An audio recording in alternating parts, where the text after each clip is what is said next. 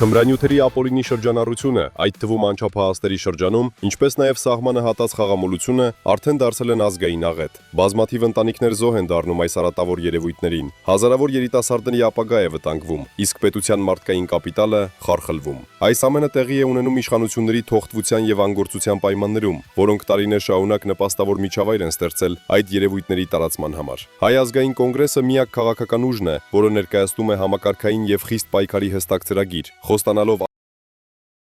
անավորությունը եւ պաշտպանել Հայաստանի ապագան։ Այսօր ուզում եմ խոսել այնպիսի ողբերգական երևույթների մասին, ինչպիսիք են թմրամոլությունը եւ խաղամոլությունը։ Դրանք ուղղակի աղետալի ծավալ են ձեռք բերել մեր երկրում եւ բառից բուն իմաստով կործանում են մարդկանց ճակատագրերը, կյանքերն ու առողջությունը,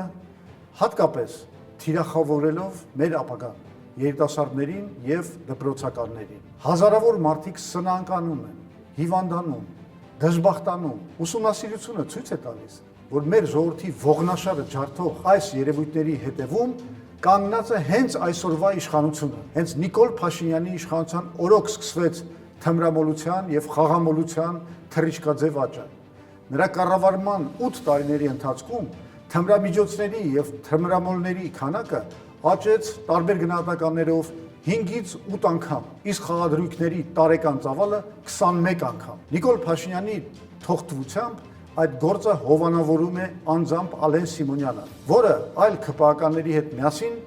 առցանց կազինոների տերերի հաշվին տժժում է Հունաստանի կուրորտներում։ Իսկ հետո կազինոների գործունեության համար բարենպաստ օրենսդրություն ընդունում, ապահովելով դոլարով միլիարդավոր շահույթներ խաղատների սեփականատերերի համար։ Նույնը կատարվում է եւ թմրաբիզնեսի ոլորտում։ Իշխանությունները ծայրահեղ անտարբերությամբ են վերաբերվում թմրաբիզնեսի դեմ պայքարին, ստեղծելով նպաստավոր միջավայր դրա զարգացման համար։ Նիկոլ Փաշինյանի ռեժիմը դարձել է Հայաստանում թմրամոլության եւ խաղամոլության տարածման գլխավոր հովանավորը։ Հայ ազգային կոնգրեսը